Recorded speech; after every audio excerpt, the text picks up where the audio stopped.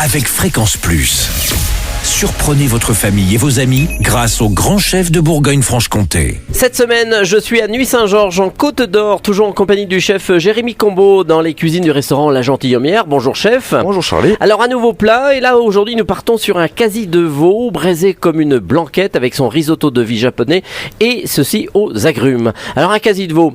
Alors c'est le haut de la cuisse, c'est ça? C'est le haut de la cuisse, tout à fait. Voilà, j'ai bien appris ma leçon. Et on va le préparer comment? Alors on va vraiment le traiter comme une blanquette à l'ancienne, sauf qu'on va utiliser les meilleurs morceaux que comme on fait à l'ancienne. D'accord. Donc on va prendre notre quasi de veau, un bon gros morceau, qu'on va mettre dans une casserole avec de l'eau et une garniture blanche. Ce qu'on appelle une garniture blanche, c'est du fenouil, de l'oignon, du blanc de poireau, de l'ail, du céleri branche. D'accord. Bon. Ah ça c'est la première fois qu'on m'en parle. Donc vous voyez, je découvre, donc vous appelez ça une garniture blanche. C'est ça, voilà. Donc fenouil, poireau, oignon, céleri branche, oignon et ail. D'accord. Alors une fois qu'on a fait ça. Voilà, donc de l'eau à hauteur, on met un petit couvercle dessus, soit on peut le faire au four ou sur une plaque à induction ou le gaz comme on a à la maison.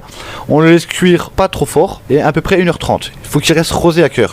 C'est pour ça qu'on utilise un gros morceau pour pouvoir manger une viande qui est rosée. D'accord. Qui va rester tendre. Alors une fois qu'on a fait ça, au bout d'une heure et demie, on débarrasse notre viande. Notre bouillon, on va le passer dans un chinois, une passette selon ce qu'on a à la maison. Ce fameux jus, on va le réduire de moitié pour faire notre sauce. Une fois qu'il est réduit, on va remettre de la crème par-dessus, un bon litre. Ah oui. Qu'on va faire réduire pour avoir une consistance un peu épaisse. Ça évite de faire un roux et d'avoir une sauce qui va être un peu farineuse et qui va avoir des grumeaux. Ouais, ça sera un peu plus onctueux. C'est pour l'onctuosité qu'on fait ça, oui, voilà. Alors une fois qu'on a fait la sauce, pour la finir, un trait de jus d'orange et un trait de jus de citron, sel, poivre et un peu de paprika. Et ça apporte quoi, l'orange et le citron? Ça rehausse en fait la sauce et ça va rehausser la viande quand on va la manger aussi. Ça c'est donc pour le quasi de veau. Alors ensuite on attaque le risotto de riz japonais. Alors voilà, ça se traite comme un risotto, sauf qu'on va changer le riz. On va prendre du riz à sushi, qu'on va rincer 3 à 5 fois selon le riz qu'on a.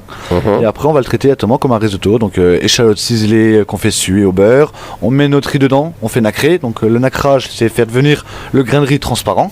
Une fois qu'on a fait ça, on déglace au vin blanc, on laisse réduire, on mouille. Une fois et demi le volume de riz à peu près. Comme tous les risottos. Voilà, on laisse cuire. Et après, si on l'utilise directement, il n'y a plus qu'à le lier au beurre et au parmesan.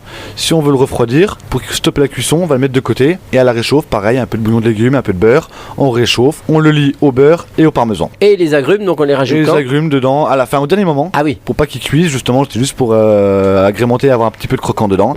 Un peu d'orange et de citron. Alors, une fois qu'on a tout ça, pour la présentation, donc dans une assiette, on met en premier le risotto. Risotto au fond de l'assiette, le petit quasi de veau par-dessus, et soit on met la sauce à part qu'on vient servir au moment, ou on peut mettre la sauce dessus. Et ben voilà, tout est fait. Merci chef, merci Jérémy Combeau, ici dans les cuisines du restaurant La Gentilhommière. C'est à Nuits-Saint-Georges en Côte d'Or. Et vous aussi, cette semaine, vous pouvez gagner votre menu pour 2 personnes en envoyant le mot papille par SMS dès maintenant au 7 14 15. Papille au 7 14 15. Alors bonne chance à tous. Et pour le prochain et dernier épisode, on se retrouve avec le dessert, une île flottante façon tarte meringuée. Et d'ici là, chouchoutez vos papilles.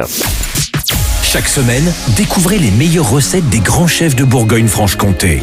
Du lundi au vendredi, à 5h30, 11h30 et 19h30, chouchoutez vos papilles.